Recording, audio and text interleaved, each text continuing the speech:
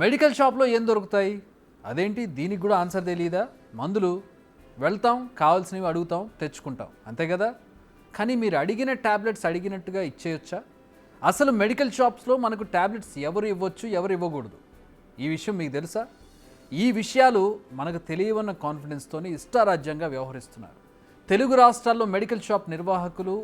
ఇందులో గల్లీ షాపుల నుంచి మొదలు పెడితే పెద్ద పెద్ద ఎంఎన్సీలు నిర్వహించే షాపులు కూడా ఉన్నాయి. దీనికి లేటెస్ట్ ఎగ్జాంపులే మెడ్ ప్లస్. నిద్ర పట్టడం లేదు, డిప్రెషన్గా అనిపిస్తుంది, నొప్పి భరించలేకపోతున్నాను, ఇలా అనేక కారణాలతో మెడికల్ షాప్లోకి వెళితే ఎందుకు ఏంటి అని ఏమీ అడగడం లేదు. డబ్బులు తీసుకుంటున్నారు, ట్యాబ్లెట్స్ చేతిలో పెట్టేస్తున్నారు, పంపించేస్తున్నారు. ఇది అసలు కరెక్ట్ కాదు. అసలు ఇలా ఇవ్వకూడదు. అది నిజంగా ఓ నేరంతో సమానం. ఎందుకంటే ఎవరు పడితే వాళ్ళు ఏ ట్యాబ్లెట్ పడితే ఆ ట్యాబ్లెట్ వేసుకుంటే కొరివితో తలగొక్కున్నట్టే. ఈ విషయం చాలామంది కస్టమర్లకు తెలియదు. తెలిసినా మెడికల్ షాప్ వాళ్ళు చెప్పడం లేదు. కొన్ని మెడిసిన్స్ ప్రిస్క్రిప్షన్ లేకుండా అసలు ఇవ్వకూడదు. షెడ్యూల్ H1, షెడ్యూల్ X, ఈ షెడ్యూల్లో ఉన్న ట్యాబ్లెట్స్ని అసలు ప్రిస్క్రిప్షన్ లేకుండా వాడకూడదు. ఎందుకంటే ఇవి చాలా పవర్ఫుల్ కావడంతో పాటు చిన్న చిన్న సమస్యలకే వీటిని వేసుకోవడం ప్రారంభిస్తే మన హెల్త్ సిస్టమ్ పైనే తీవ్రంగా ప్రభావం చూపే అవకాశం ఉంటుంది. అందుకే వీటిని ప్రిస్క్రిప్షన్ లేకుండా అసలు ఇవ్వకూడదు. ప్రిస్క్రిప్షన్ రాయడానికి కూడా ఒక అర్హత ఉండాలి. కొన్నింటిని MBBS డాక్టర్లు కూడా రాయలేనటువంటి పరిస్థితులు ఉంటాయి. బట్ బయట జరుగుతుంది ఏంటో తెలుసా? చూడండి. అల్ప్రోజోలం ఉందమ్మా.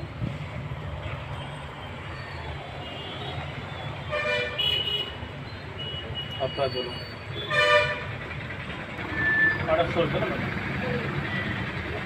ఎంత పడతారు మేము? 10% వస్తుంది. ఎక్కువ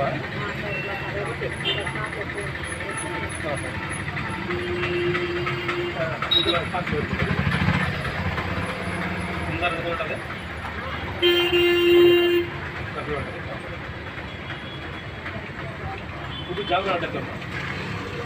ఇది జాబ్ రావట్లేదు. ఎక్స్పీరియన్స్ ఉంటే కదా ఎక్కువ ఇస్తారు. ఎక్స్పీరియన్స్ లేకుంటే కదా. ఇది మెడ్ ప్లస్ ఫార్మసీ చైన్లోని ఓ షాప్. ట్యాబ్లెట్ తీసుకుంది బిగ్ టీవీ ప్రతినిధి. తీసుకున్న ట్యాబ్లెట్ ఆల్ప్రజోలం.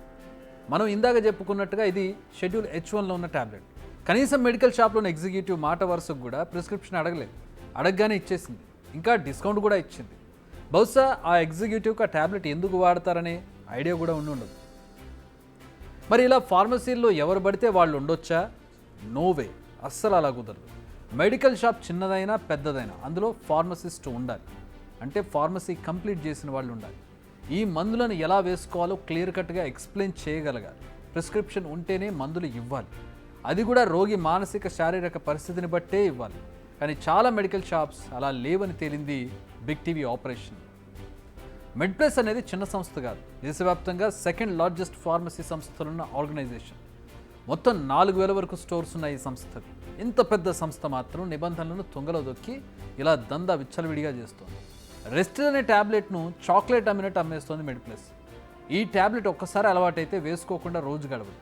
బ్రెయిన్ యాక్టివిటీపై అంతటి ఎఫెక్ట్ చూపిస్తుంది మెడిసిన్. ఒక్కసారి ఈ ట్యాబ్లెట్ను వాడడం ఆపితే పిచ్చెక్కుతుంది.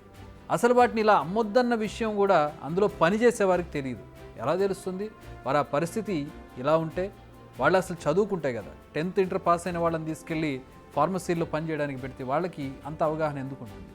డ్రగ్స్ అండ్ కాస్మెటిక్స్ యాక్ట్స్ 1940 ప్రకారం ప్రతి మెడికల్ షాప్లో రిజిస్టర్డ్ ఫార్మసిస్ట్ ఉండాలి. బీ ఫార్మసీ చేసి ఉండాలి అతను. రిజిస్టర్డ్ ఫార్మసిస్ట్ అంటే B pharmacy, M pharmacy, D pharmacy అంటే డిప్లొమా పూర్తి చేసి రిజిస్టర్ చేసుకోవాలి. అలాంటి వారికి మాత్రమే మెడికల్ షాప్ నిర్వహించుకునే ఛాన్స్ ఉంటుంది. కానీ మెడ్ ప్లస్లో అలాంటి పరిస్థితి లేదు.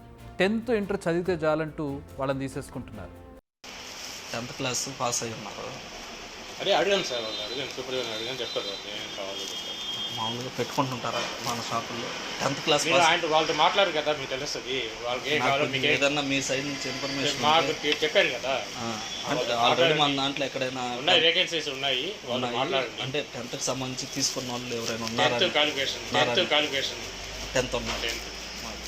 ఆ నెంబర్లు ఇచ్చేయమంటారా?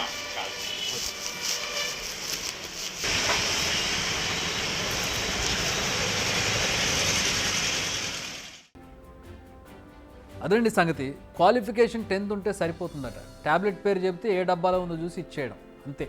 వాళ్ళంతకు మించి ఏం ఎక్స్పెక్ట్ చేయడం లేదు. ఎందుకంటే వీరు భారీ జీతాలు ఎక్స్పెక్ట్ చేయరు కదా. జస్ట్ 11,000, 12,050 12,500 రూపాయలు శాలరీ ఇస్తారు, వాళ్ళే 2 నెలలు ట్రైనింగ్ ఇస్తారు, ఇంకేముంది రంగంలోకి దోసేస్తారు. మరి అనుమతులు ఎలా వస్తున్నాయనే కదా మీ డౌటు. లైసెన్సు వేరే వారిపై తీసుకుంటారు, వారి సర్టిఫికెట్ను అందరికీ కనపడేలా అక్కడ పెడతారు, కానీ మెయింటెనెన్స్ మాత్రం మరొకరు చేస్తారు. ఈ సర్టిఫికెట్కి నెలకో సంవత్సరానికో ఇంతని కట్టి ఇచ్చేస్తారు.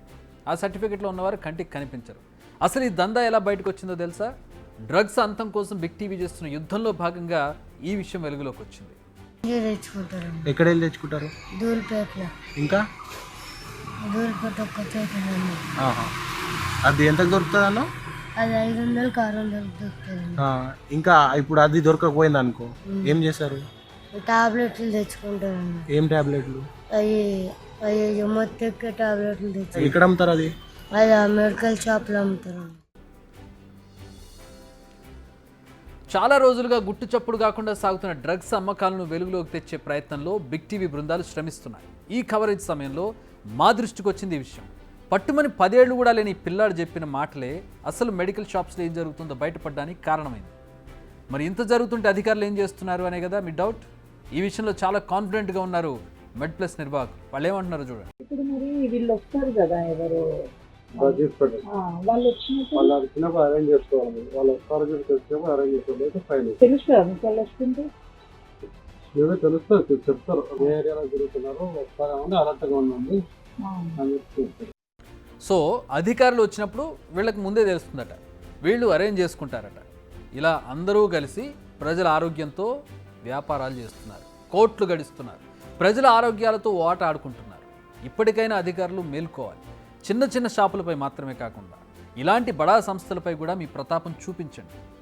ఈ మధ్య ప్రజలు ఇలాంటి వాటి వద్దకే ఎక్కువ వెళుతున్నారు, బ్రాండెడ్ అనుకొని. సో కొంచెం ఫోకస్ చేయండి. బిగ్ టీవీ అవుట్లుక్ కథనాలు నచ్చితే వెంటనే బిగ్ టీవీ ఛానల్ ను సబ్స్క్రైబ్ చేయండి.